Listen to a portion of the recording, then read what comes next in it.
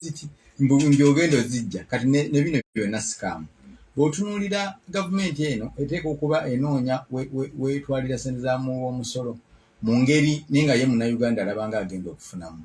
okusooka sisitimu eyo terina gyali ekoze mu nsi yonna kukwata bannansi otandika bbawa ssente ku gavumenti eno eri ku mabanja buli kaseera ewooza ssente nga bw'otunya amabanja ge tuyina gayigenda kuyinga triliyoni 10 naye nga ffe bajeti yaffe triliyoni 47 toyina woogambira muntu nti tukwate ate ssente tuwe bannansi twewole tuwe bannansi bakole beekulaakulanye emyoga bw'ogitunuulira ebitongole bye baateekawo ffe bukomansimbi baateekayo nayo abavubi tetuyina nnyanja naye gamba naye abavubi nabo balina okufuna ssente naye oyogera ebyo nga ndi wano naye Haruna Kasolo asomesa abantu b'eddu y'abendi Haruna Kasolo nga badde naye emyoga gye abantu baafunamu engeri gy'oyagala okuyirawo Haruna Kasolo omubiri omukulu oyo bw'oba oyagala muyirawo omubiri naye n'ensonga gye njogedde era naye gyali agiwulira bulungi atulagiriza atisiza abantu abavayo nga beenyumiriza mu myoga nti tuutuno ffe twagaggawadde nnyo bannange emyoga gino ekyakozi tukirabanko tekiriyo kakati ekyo kyabakomedde twakala ne ripooti namba kuba twagenda buli omu etutuuza abantu baffe ziragenda Bukomansimbi tutuuza abantu baffe bannaye emyoga giri gitya nengenda ne mu constituency ya Bukomansimbi North ndaba abantu bali batya mu ssente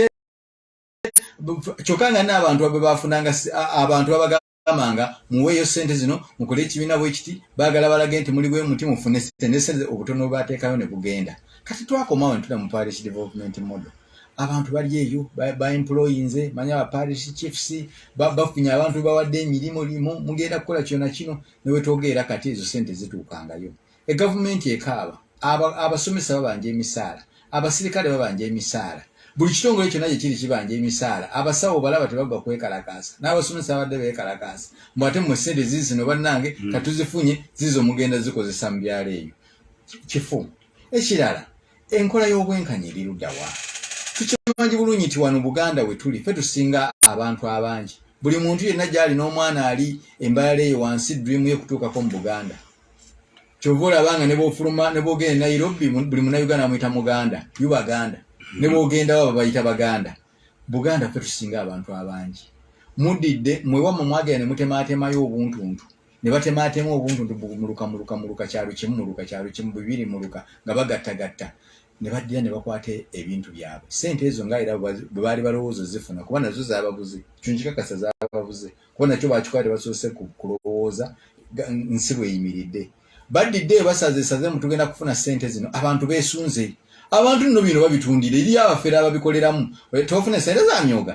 nandi zaagadde eza parish development model nti kakati oba ozaagala ogenda kumpayo $5,000 nze nja kukugirayo $2.5 nga bya bulimba abo nabo ne bakozesawo okubba abantu akatono akabadde kafuniddwa parish development model ne bw'ogibuuza nabbanja prime minister asinga ogitembeeta agikunyonyola tasobola gikunyonyola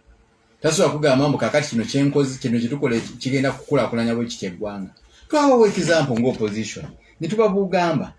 omanya nti mu Kampala abantu basuubula kino na kino engoye ze baasuubulanga emusolo gwalinya ne gutuuka ku ssente mmeka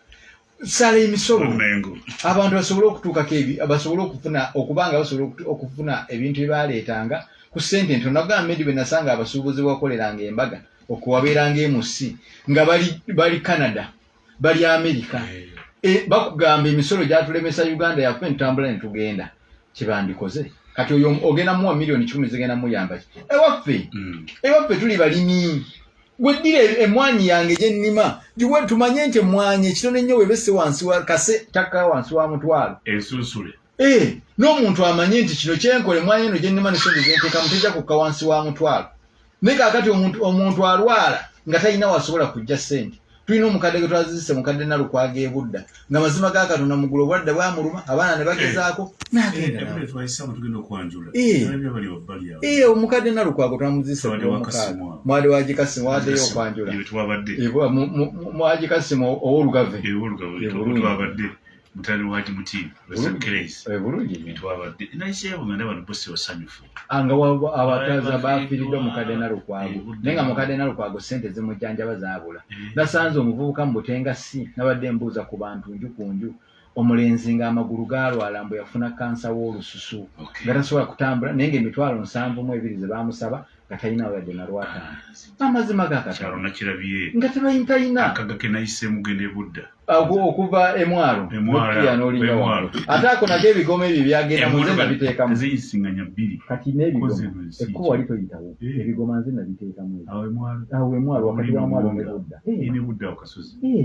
ffe twabiteekamu kati byonna mubaka paalamenti nno nze n'okunoonya sente zitwala muganda wange oli mu ddwaliro naye nga paris government moto yandikoze kasi muntu awadde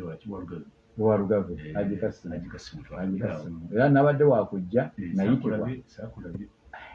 nga bwomanyi ebintu byadde bingi nnyo Honorable Kayemba Speaker Makinde mwami Luba abatumidde agambye Speaker Makinde agambye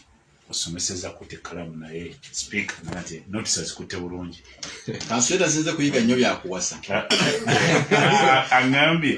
serekere oluze mukyakuwasa